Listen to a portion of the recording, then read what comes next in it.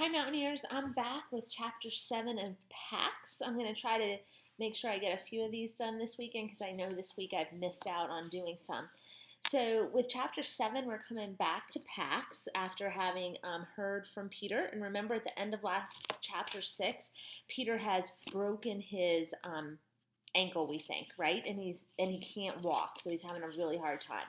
So now we're back to Pax, and I want you to remember that Pax had met Runt, remember, and the other female fox, and was having some issues with them and trying to figure out how to live, with them in the same area. So kind of keep that in mind because we're going to meet another new character today.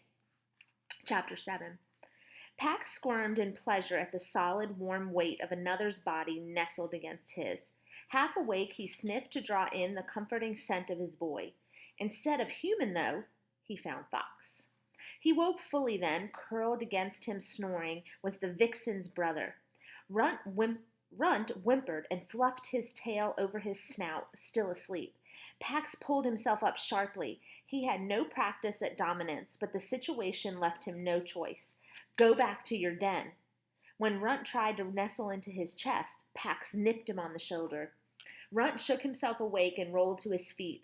He didn't duck his head in submission, and he made no move to leave. Play? His position invited instead. So here's a picture of Pax and Runt laying there together. And so something I wanted to show you, if you can notice right here, play is written in italics. And so in the past two chapters, and I should have brought this up before, when Pax is sometimes talking, or when these characters, these foxes, are trying to give Pax, trying to communicate with Pax, they write it in italics, right? Because we know animals aren't able to talk the way we talk, right? They don't speak English like we speak English, or Spanish like some of us speak Spanish. Instead, they can communicate in other ways, right? Like there's body language. Dogs puff themselves up a little bit when they want to make sure that other dogs know that they're strong and steady. At least that's what my dog does. Sometimes they will bark or growl or just make noises to let you know that they're feeling a certain way. And so in this story, the author has used italics to kind of define that for the reader. And I can't always show you that while I'm reading, so I just wanted to let you know that sometimes those pieces are coming out, and I'm going to show you that a few more times too. In other circumstances, Pax would have welcomed the good-natured little fox's company, but he had no interest in tangling with Bristle again, and in fact, he had no interest in anything besides getting back to his humans. Pax fetched the plastic soldier he'd catched and dropped it as an offering, then warned him away again. After a final pleading look, Runt took the toy in his mouth. Pax followed him out and watched until he slipped into a hole a few tail lengths away. When the thunderstorm had hit, short but violent, with whole sheets of sky splitting open in wrathful cracks, Pax had worked his way into the shallow entrance of an abandoned den, not far from the one Bristle shared with her brother, before taking measure of his surroundings. Now, in the pale light of the half-moon, he took a moment to survey them. The hillside faced south. Here the roots of the trees seemed to claw at the sandy soil like the brown knuckles of clenched fists. Tucked among them, Pax saw 3 den entrances. Above this hillside, the forest rose to the north and west, back to the road. Below, a vast grassy valley sloped away. It was an ideal location. The hillside perch provided little cover for approaching predators, while the line of trees protected the foxes from the north winds. The meadow smelled abundantly of life. As Pax took all this in, a tension deep within him loosened. It was the same way he'd felt as a kid, when after he'd pushed his food dish to the farthest corner of his boy's nest room 3 times, Peter had finally understood to leave it there.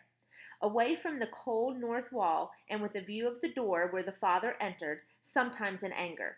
Safe. But this place was not safe for him. Bristle had warned him that in this same meadow lived an older fox and his mate. He was already facing a challenger from outside and would not tolerate the presence of another lone male. And just then Pax saw a movement below him.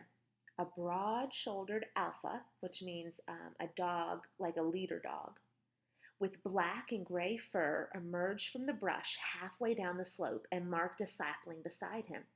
The big fox began to groom, but with a paw still to his ear, He suddenly pricked his snout into the breeze. Pax bolted up the hill and plunged into the forest undergrowth. He picked up his own scent easily, although it had rained hard. Stopping only for quick licks of water from the leaves, he followed it back to the road. There, Pax caught the lingering scent of the military transport caravan from the day before, but no other traffic had passed since then. He settled himself on the fallen oak, let me reread that. He settled himself on the fallen oak trunk again to wait. Morning brought the shimmery buzz of insect clouds and the chatter of waking birds, but still no traffic sounds on the road.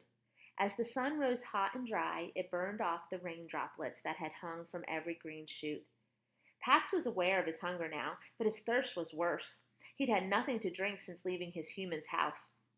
His throat was parched and his tongue swollen and thick. He felt dizzy whenever he shifted his position. 100 times a thin scent of water drifted past him, but he never considered abandoning his post for its promise. His humans would come back here. He dug his claws into the wood and strained for the sound of a vehicle on the silent road. An hour passed and then another. Pax dozed and woke and remembered, dozed and woke and remembered. And then the wind brought news of something approaching. So let's stop here for just a second. So I just wanted to make sure I took some notes before I started reading to you today. So I just want to make sure that everything I had written down I wanted to talk about. So we're now at this point where Pax needs something. He needs water. He's very thirsty. But he knows he can't leave because then his humans might not find him. He might not be where he needs to be when they come back. And then the author built some suspense right here in this paragraph. Pax dozed and woke and remembered. Dozed and woke and remembered. And then the wind brought news of something approaching. So something's coming. Let's see what. A fox. The same male he'd seen earlier, the one Bristle had warned him about. The fox's gait was deliberate, showing neither hesitation nor wasted energy. The way his gray coat draped his frame announced that he was old. As he drew close, Pax saw that even his eyes were clouded gray with age. After offering his scent, Gray settled himself on the grass beside the falling trunk. He made no move to elevate himself, indicating that he met no threat. You carry the scent of humans. I lived with them once. They are approaching. Those lines were in those italics again, so this is what the older fox is saying to Pax. You carry the scent of humans. I lived with them once. They are approaching. A sudden hope rejuvenated Pax. Have you seen my boy? He described Peter.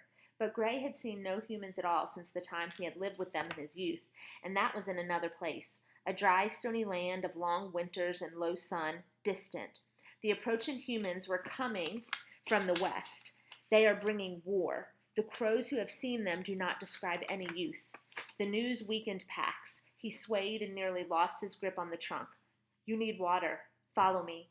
Pax hesitated. His humans could come at any time, but his need for water was urgent. Is it nearby? Can I hear the road from this water? Yes. The stream passes beneath the road. Follow me. Gray's manner, confident but not threatening, calmed Pax. He dropped from his perch and followed. Soon they came to a deep gash in the earth, from which rose the scents of water and of things that grew in rich mud. Pax peered over the edge and saw a silver brook, studded with black stones, glinting between green reeds and purple blossoms. Gray began to angle down cautiously. Lured by the scent of water, Pax scrambled past him, straight down the cut. Halfway there, he lost his footing and skidded the rest of the way. When he righted himself, he stared. The water tumbled past him as if from a vast faucet, larger by far than even the spout that poured water into the great white tub his boy bathed in. He dipped his head. The water was cold and tasted of copper and pine and moss.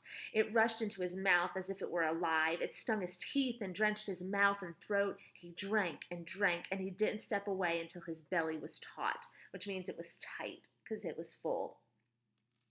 So we know that Gray, this new older fox, has also seen humans before, and he has heard from other creatures that humans are on the way, right? The crows have told them that humans are on the way, and that they might even bring war, which we know Peter's dad has gone away to war, so that's something to keep in mind too, okay? As a reader, I'm thinking all these things.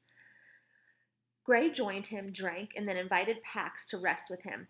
Pax cocked his head to listen intently to the still silent road above the culvert. I must be at the road when my humans come for me. Gray eased himself to the ground and stretched out. That road was blocked yesterday by the war sick.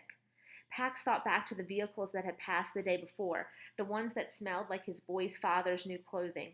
It was true that the road had been unused since then, but it didn't matter. My boy will return for me there. No. The crows report this. The road is closed. Pax paced from stone to stone, thrashing his tail as he worked the puzzle. The answer came. I will go to my boy at our home. Where is your home? Pax circled to be sure, although there was no question. He felt the pull of his home strongly from only one direction, south. Gray did not seem surprised. There are vast human colonies there. When the war sick arrive here, my family will have to move nearer to those colonies or go north into the mountains. Tell me about the humans there, how they are to live beside. Again, the old fox's comportment soothed Pax. He came back and sat. I have seen many from a distance, but I know only two. Are they false acting like the ones I knew? Pax did not understand. Gray rose to his haunches, agitated, and shared the behavior he had seen. A human turning away a starving neighbor, acting as if there were no food in his larder when it was full. A human feigning indifference to a mate she'd chosen. A human enticing a sheep from its flock with a soothing voice and then butchering it. Your humans do not do these things. Your humans do not do these things? Immediately Pax thought of his boy's father pulling him from the car, his voice mimicking a sense of regret Pax knew was false by the burst of lie scent he had given off. He turned back to the brook. As it spilled over a pair of stones, the current split and then reunited in a liquid silver braid. Pax was struck by a memory. Not long after his boy had rescued him, when he was still a skittish kid, a stranger had come to the door. Pax had watched from under a table as his boy's father had greeted a woman with a long silver braid streaming over one shoulder. His smile showed all his teeth, which Pax had come to understand meant, "Welcome, I'm glad to see you, I wish you no harm." But beneath the smile, the man's body was rigid with anger and fear. Pax had been confused by this fear. The small woman was projecting nothing but kindness and concern. She kept repeating the word Pax, had already come to associate it with his boy, Peter, in a pleading tone. The man's full-teeth welcome smile remained frozen in place, but the room had flooded with the bitter scent of deception as he answered her. His chest had been puffed out in a threat as he shut the door hard against her. Pax turned to the older fox. I have seen it, not in my boy, never in him, but it's true of his father. The old fox seemed to age as he took this in. With visible effort, he rose on his haunches. Are they still careless? They were careless when I lived with them. Careless? They plow a field and they slaughter the mice living there with no warning. They dam a river and they leave the fish to die. Are they still careless that way? Once, when Peter's father was about to cut down a tree, Pax had watched Peter climb it to take down a nest and move it to another tree. On cold days, Peter brought fresh straw to Pax's pen.